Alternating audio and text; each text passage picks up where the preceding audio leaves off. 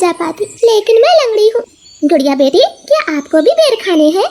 हाँ मम्मा, मेरा दिल तो बहुत है, मगर मैं लंगड़ी हूँ। मेरी बेटी लंगड़ी है तो क्या हुआ, उसकी माँ तो स्वस्थ है। चलो आज मैं आपको बेरी के पेड़ पर ले जाती हूँ। आप भी जग्गू कुक्कू की तरह डाल पर बैठकर खूब बेर खाना। अब जल्दी चलो। फिर एक टोकरी में गुड़िया को बिठाकर मम्मा चिड़िया भी घर से बाहर चली जाती है। खट्टा मीठा बेर है, दिल कर रहा है इसकी गुठली भी खा जाऊं। नहीं जग्गू, गुठली नहीं खाना, बेर बहुत है, तुम बेर को ही खाओ। मैं तो कुछ बेर अपने घर भी लेकर जाऊंगा। कोको दोस्त, वो देखें, आपकी मम्मा भी इसी तरफ आ रही है, शायद उन्हें भी खट्टे मीठे बेर खाने होंगे। फिर मम्मा चिड़िया गुड़िया के साथ पेड़ पर बैठ जाती है। गुड़िया तो कई महीनों के बाद घर से बाहर आई थी, वो बहुत खुश होती है।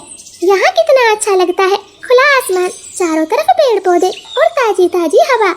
लो गुड़िया बहन, ये बेर खाओ, ये और भी मजेदार है। ऐसे वो तीनों गुड़िया को बेर तोड़ तोड़ कर खिलाते हैं। दूर छिपी हुई बुरी चील उन पर नजर रखे हुई थी। अरे वाह, एक साथ 4-4 शिकार है, किसी एक का खात्मा तो हो ही जाएगा, बड़ी तेज भूख लगी है। फिर वो बुरी चील धीरे धीरे बेरी के पेड़ तक पहुंच जाती है और एकदम से उन्हें घेर लेती। जग्गू और कुक्कू तो डर के मारे मम्मा चिड़िया के पीछे छुप जाते हैं। सब ऐसे ही खड़े रहो, अगर एक भी भागा तो कच्चा चबा जाऊंगी, बड़ी तेज भूख लगी है मुझे। नाना चील जी, हमें जाने दे, हमारी जान बख्श दे, छोटे बच्चों पर रहम करें। नाना चिड़िया, किसी एक को तो अपना शिकार बनाकर ही खाऊंगी। चील उनके सामने बैठी थी, तभी धीरे से जग्गू कौवा कुक्कू के कान में बोलता है, कुक्कू दोस्त, इस चील को गुड़िया को सौंप देते हैं, वैसे भी गुड़िया लंगड़ी है, ये जी कर क्या करेगी, कम से कम हम तीनों की तो जान बचेगी। जग्गू की ये बात सुनकर कुक्कू तुरंत अपनी माँ से बोलता है, मम्मा गुड़िया को यहीं छोड़ दो और चलो यहाँ से, हम अपनी जान बचाते हैं।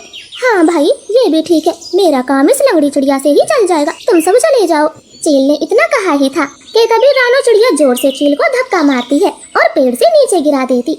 जग्गू कुक्कू, गुड़िया को साथ लेकर यहाँ से भाग जाओ, मैं इस चील को आपके पीछे नहीं आने दूंगी। बेटा जल्दी से भागो यहाँ से। इतना कहकर रानो चील पर हमला कर देती है और जग्गू और कुक्कू टोकरी लेकर वहाँ से भाग जाते हैं। चिड़िया और चील में काफी देर तक लड़ाई होती है और आखिर में चील रानो को जान से मार देती है। मरगी, छोटी चिड़िया मरगी, मुझसे लड़ने चली थी, अब तेरा मांस मैं मजे से खाऊंगी। कुक्कू भाई, मम्मा अभी तक घर नहीं आई।